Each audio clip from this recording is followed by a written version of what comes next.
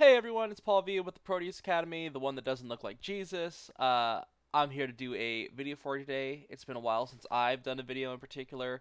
That's largely because I hate making PowerPoints, and now that I'm a professor doing distance learning, I have to make them all the time, and so I just don't really feel like making them that often. And so, if you're willing to see videos without them, let me know. But other than that, it's probably going to continue to be slow for me for the most part. But let's get into the actual subject matter.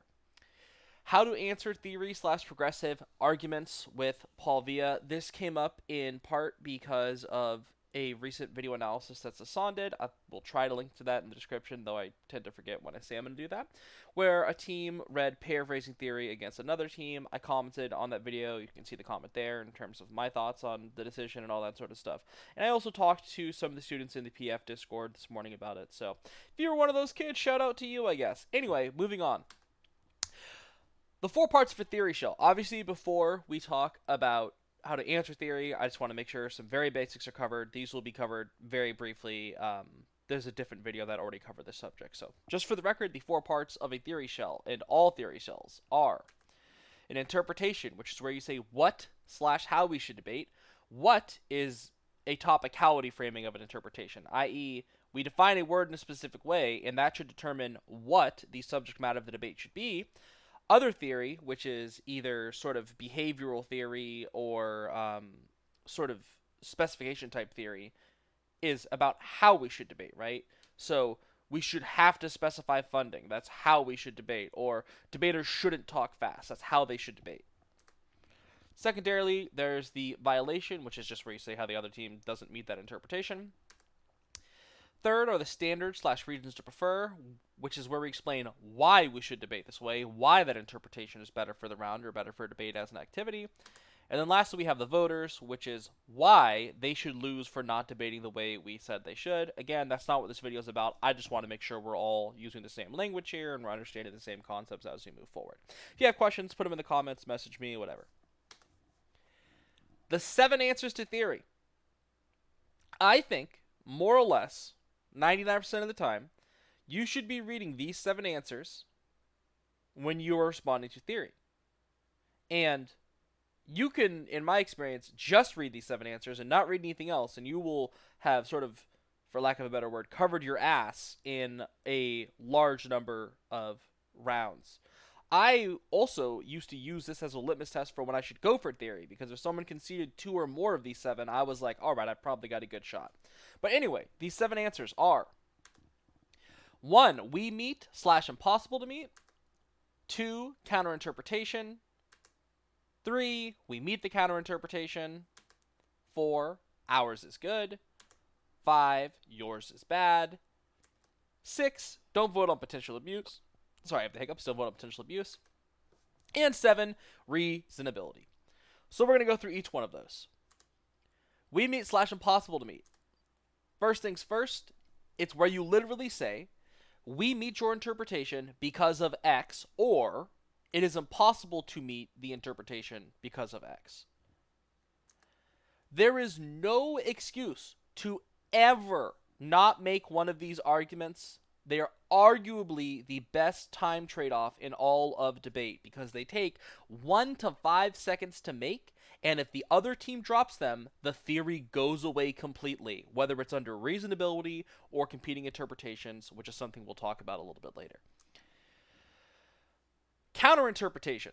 This is very important. This is something to focus on, and this is something which didn't really occur in that debate that Sasan was watching, and so I thought it was important to note. There was also some questions about this in the Discord, so we'll talk about that. But you are supposed to provide an alternative interpretation to the one proposed by the other team. So they say that, let's pretend it's topicality.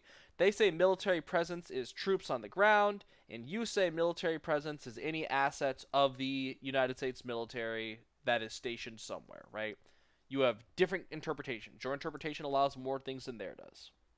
Theirs does. Obviously, you should read one that you actually meet, and we'll be talking about that next when we go to argument number 3, because quite frequently, teams do read competing interpretations or a competitive counterinterpretation, but they don't meet it, and they don't have an argument for why they do, and in that instance, you can extend their counterinterpretation, say they don't meet it, and still win the debate. This is non-negotiable. And this is really important. This is where we start this competing interpretations discussion. Because under competing interpretations, which again we'll talk more about later, you cannot win theory without a counter interpretation unless you meet their interpretation. Because all of your offense, all of the counter standards in the world, all of the reasons why the interpretation that is provided in the debate is bad become non-unique. Really important. You can read 800 reasons why their interpretation is bad, but if they win that they evaluate the theory through competing interpretations, you must have a competitive counter interpretation that you meet in order to generate any offense. Make sure your counter-interpretation is competitive. If you read a counter-interpretation that is not exclusionary of the other interpretation, then the other team can say that, and you are kind of hosed, right? So a team could potentially say, let's do it the other way around, right? So one team says that their interpretation is that the affirmative team must not paraphrase, or may not, I guess, paraphrase evidence in public forum debate, whatever, right? And then you come up and you say the affirmative team must disclose. And you read a bunch of reasons why disclosure would solve for their interpretation, right? You're like, well, yeah, if we disclose, you still have our evidence, which means that paraphrasing matters less, blah, blah, blah, blah. You still lose the debate because they can do both. You can not read paraphrased evidence and also disclose. ¿Por qué no los dos? Right? Why not do both? This is why having a competitive counterinterpretation is really important if, and it usually is, if the judge decides to evaluate the round based on competing interpretations. WMCI. We meet the counterinterpretation. This is in many ways the least essential because judges will frequently grant that you meet the counterinterpretation, but you should provide an explanation for how you meet your counterinterpretation because otherwise you open yourself up to the other team doing what I said earlier and being like, yeah, that's a sick interp, but you don't meet it, so you should still lose the debate. Next up is ours good. Ours good is pretty self-explanatory. Why is your counterinterpretation good? It refers to a standard/reasons to prefer for your interpretation, which just says your interpretation is good. Offensively, we have a good interpretation. It's really, really important to do this because a lot of debaters will answer theory with defense. Things like, their interp also allows this bad thing to happen. But that's generally a losing strategy. Once again, let's contextualize this to that round that Sasan was watching.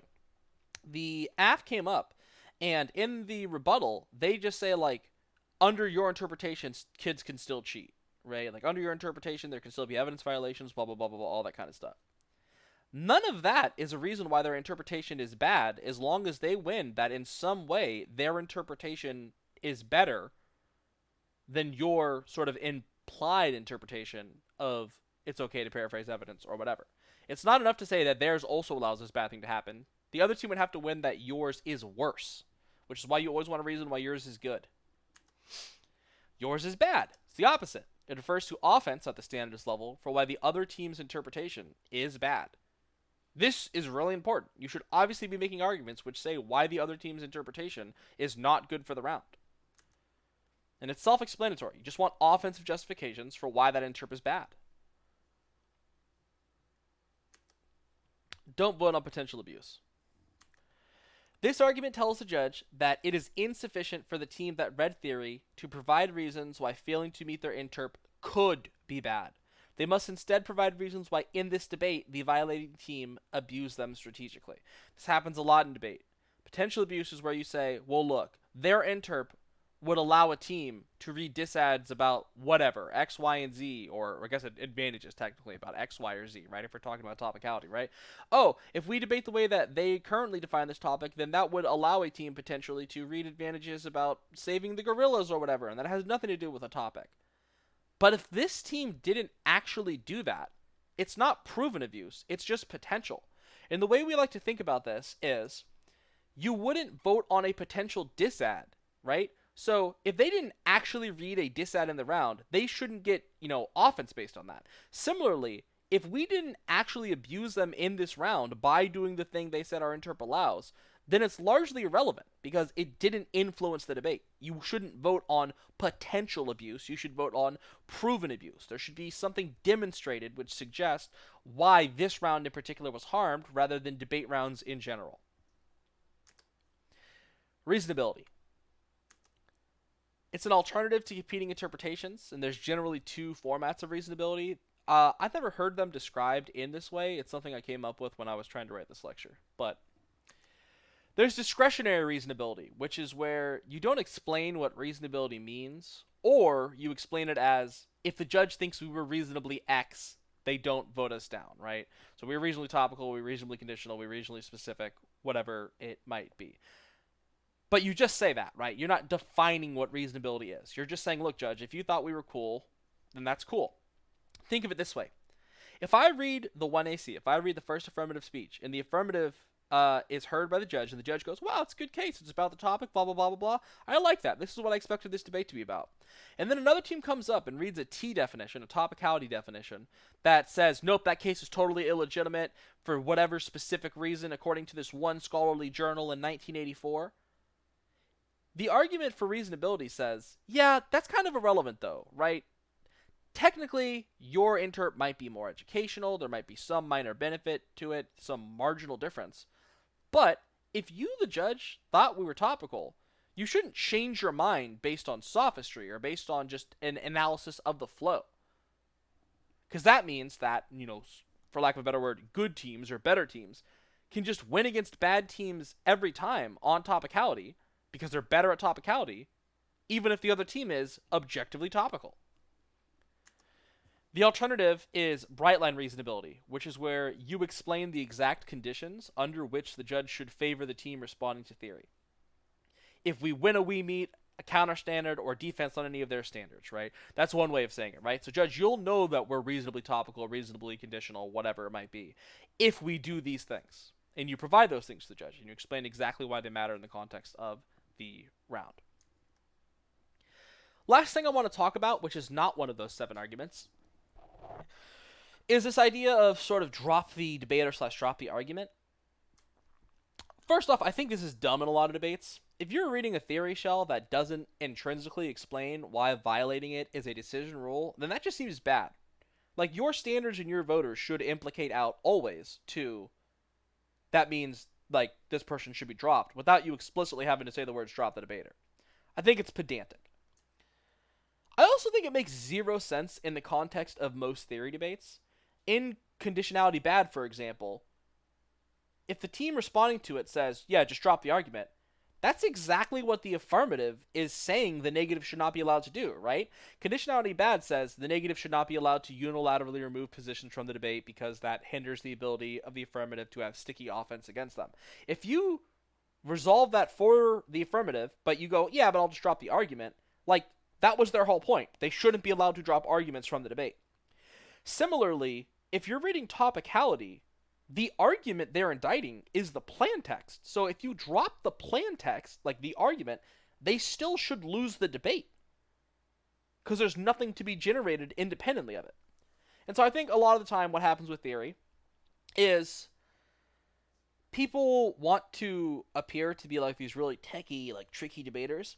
And so they say stupid things like, oh, yeah, your interpretation said that the negative is only entitled to unconditional advocacies or the status quo, but you didn't specify the speech. So we were unconditional in the MO, which means that, like, we meet your like, that's a stupid argument. Like, I have no respect for that argument whatsoever. It's like, obviously, you know what they're talking about. And it's, like, infinitely regressive, because it's like, well, you didn't specify what this specific word of this specific interp means. There's some instances where that makes sense, right? Like, if people say, in PF, you may not paraphrase, I think it's probably good for them to explain what paraphrasing is. And similarly, if they're like, you must present cut cards, then it's important to define what a card is, right? And be like, oh, a card has a tagline, which is reflective of the warrant in the evidence below, has a citation, and then provides the text relevant to the tagline, whatever, right? Like that kind of thing. But with things like conditionality or topicality, it's pretty obvious what we're talking about, and it gets, like, really annoying really fast. So relevant considerations. Always get interp text and try to hold teams to that text as best you can, right? You can only answer what they gave you, and having a stable interp text prevents them from doing shifty stuff later on in the debate. As I already mentioned, don't be pedantic. Arguments like they didn't specify in which speech we had to be unconditional are clown shoes, and if you vote on these, you're a clown for a judge. Shame on you. Finally, if saying they didn't drop, rather they didn't say drop the debater is a core part of your strategy, I think you're probably a bad person and debater, and I think that we should try and get away from these sort of like pedantic justifications, right? And that would ultimately be good for debate as a whole. That's the last slide here. I've tried to cover everything in terms that I hope people can understand. As I was saying, I really do think you should read these 7 arguments in every single debate that you are answering theory on any kind of positions. You can always do these kinds of things, and that if you get good at this, it really makes it hard for the other team to win time trade-offs on theory positions, which quite frequently is what teams are trying to do. They're not trying to actually go for T. They're trying to just make it so that you spend more time answering T than they spent reading T. But if you really get good at just having your 7 arguments and moving on, you can feel confident that you've set up enough of a wall/barrier that they can't go for the position, or that you will be sufficiently protected should they go for the position at the end of the debate. So that's everything I have on this one. Hope everyone enjoys it. And again, if you have any questions, feel free to reach out to me. Have a good one, everyone. Bye.